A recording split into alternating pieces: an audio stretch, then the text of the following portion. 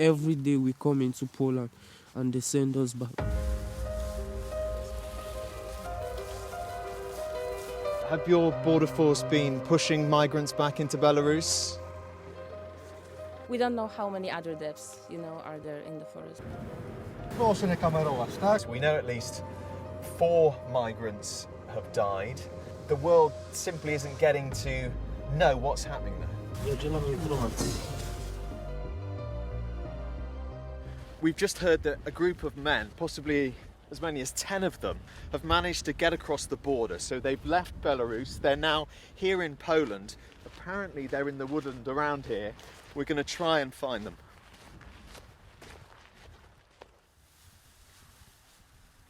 The men we meet thought they were going to die, here in the freezing forest. Kelly and his brother Owen are from Nigeria. They claim they've been pushed back and forth by both Belarusian and Polish border guards for the past 3 weeks. We are playing us like a football. The Belarus will beat us, push us to Poland. The Poland will catch us, beat us, push us back to Belarus. These 10 men say they'd flown to Belarus from various countries with the promise they'd be able to travel on to a neighbouring country in the EU.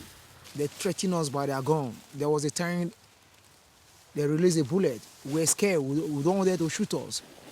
EU countries put economic sanctions on Belarus after a crackdown on political opponents. Now they accuse it of sending migrants their way in retaliation to try to destabilise the region. 21-year-old Magellan from Cameroon explains how the Belarusian forces led them to the Polish border. They take us at night, around sometimes 8 o'clock, sometimes 9 o'clock, 12 o'clock. They monitor the Polish police across the border. They tell us this way, there's no Polish police. So they will tell us we must cross those wires. So we creep, we crawl under, and then while we go inside, maybe if the Polish police happens to see you, they will take you back. We can see a lot of people here are not in a good state. Apparently a doctor's on the way, but also the border force are on the way, so it's not clear what's going to happen to these men. EU members Poland, Lithuania and Latvia have each declared a state of emergency along their border in response to a huge rise in the number of attempted crossings from Belarus.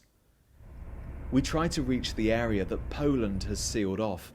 Aid organisations and journalists are now banned from entering. British journalists? You can't go into this area. Well, it was pretty obvious the border official wasn't going to let us into the restricted area. And human rights groups are really worried about what's happening inside this place. We know at least 4 migrants have died. And the concern is the world simply isn't getting to know what's happening there. This video, released by the Belarusian authorities, claims to show the body of an Iraqi woman on the border. This man is said to be her husband. 3 other migrants died the same day she did. The Polish parliament has voted that migrants can be pushed back over the border, a tactic illegal under international law. Jest to już zorganizowany, można powiedzieć, szturm na granicę polską i my się na pewno nie ugniemy i nie możemy być przedmiotem szantażu. We're back in the forest. Another young man stumbles across the group. Jafar is a 20-year-old from Iraq. He says he hasn't had food or water for 3 days.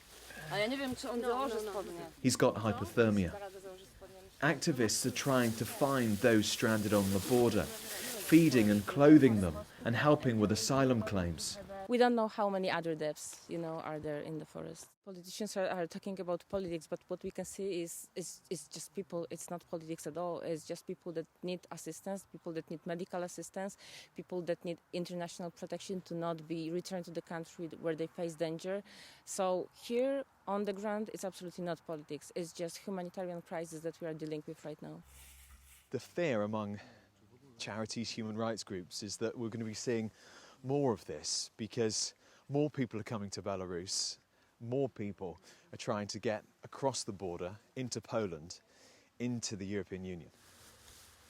Michael is a father of 3 from Sri Lanka. I asked to call my wife.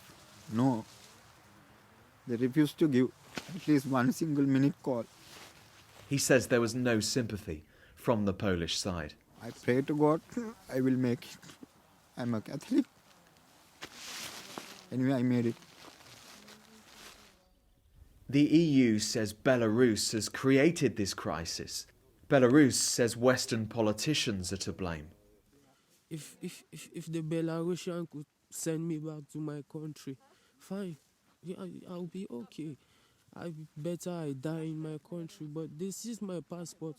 This is my SIM card, so we have no communication. The Polish border guards, assisted by armed troops, begin to clear the area. And so have your border force been pushing migrants back into Belarus? Talk to our press office, he tells us. Magellan, the 21-year-old from Cameroon, is one of 3 men taken to hospital. The others will be driven to a quarantine facility, but all fear they will be sent back across the border once again.